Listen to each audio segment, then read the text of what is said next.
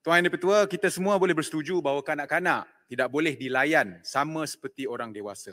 Dan atas sebab ini kita telah meratifikasi konvensyen mengenai hak kanak-kanak iaitu CRC dan kemudian telah menggubal Akta Kanak-Kanak atau Child Act pada tahun 2001. Seterusnya kita telah menggubal rang undang-undang ataupun kita telah Akta Keterangan Saksi Kanak-Kanak pada tahun 2007.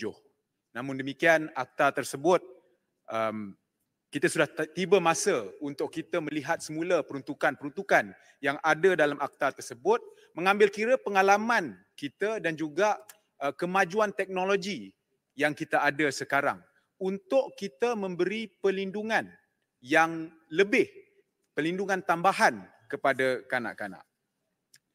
Oleh itu, saya pada dasarnya menyokong Tuan Yang Dipertua rang undang-undang ini.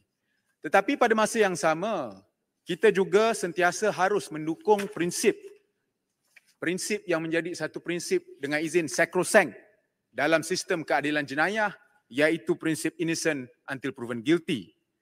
Setiap yang tertuduh, tidak kira siapa, tidak kira apa pun kesalahan, harus diberikan hak untuk mendapat satu perbicaraan yang adil. Jadi apa yang kita perlu lakukan, Tuan Yang Dipertua, adalah mengimbangi pada satu pihak hak untuk tertuduh dan pada masa yang sama keperluan dan juga hak seorang kanak-kanak.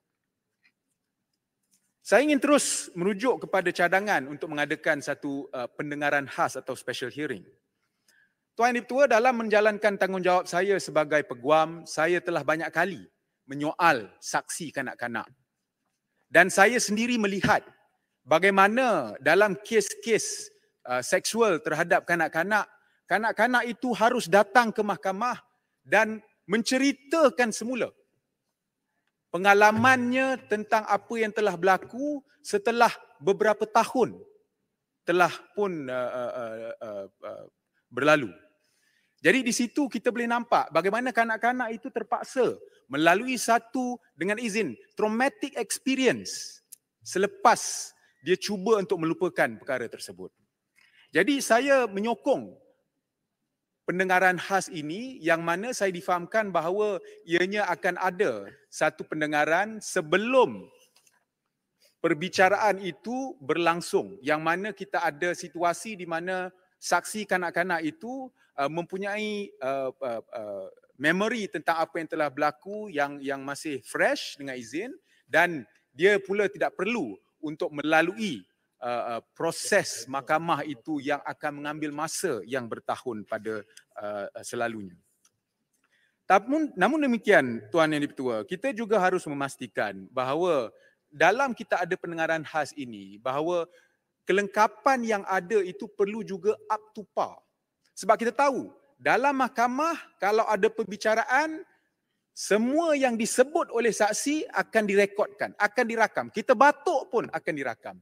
Tetapi jika keterangan itu diambil di luar mahkamah, adakah kelengkapan yang digunakan untuk merakam keterangan itu dapat merakam keterangan dengan tepat dan jelas? Itu satu perkara yang perlu kita ambil perhatian dan kerajaan perlu pastikan bahawa tidak ada situasi yang mana keterangan yang diambil itu tidak sempurna. Seterusnya, saya juga ingin membangkitkan tentang situasi yang mana dalam perbicaraan itu ada saksi lain yang membangkitkan satu fakta baru yang mana fakta tersebut tidak ditanya kepada kanak-kanak tersebut semasa pendengaran khas. Jadi saya berharap peruntukan berkenaan dengan demi kepentingan keadilan atau in the interest of justice ini benar-benar akan dihayati oleh mahkamah nanti supaya kita tidak ada situasi yang mana seseorang itu tidak boleh mempersembahkan his best case dengan izin di mahkamah kerana telah terlepas peluang tersebut. Yang Berhormat, ada 1 minit lagi. Ya, Timer 1 lagi tak minit. jalan. Saya bagi masa 1 minit. Ya, terima kasih.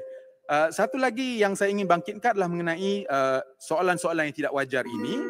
Saya menyokong kerana saya tahu Kadang-kadang peguam ni dia akan menggunakan perkataan-perkataan yang mengelirukan dan sebagainya. Tetapi pada masa yang sama, saya melihat Tuan Yang di-Pertua ada satu keganjilan sedikit.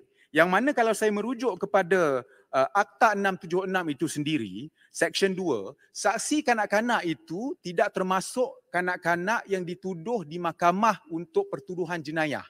Maknanya pelindungan yang kita bagi bawah Akta 676 itu tidak diberikan kepada seorang tertuduh kanak-kanak. Maknanya juga tertuduh kanak-kanak mempunyai hak ataupun pelindungan yang kurang daripada seseorang yang menjadi saksi sahaja.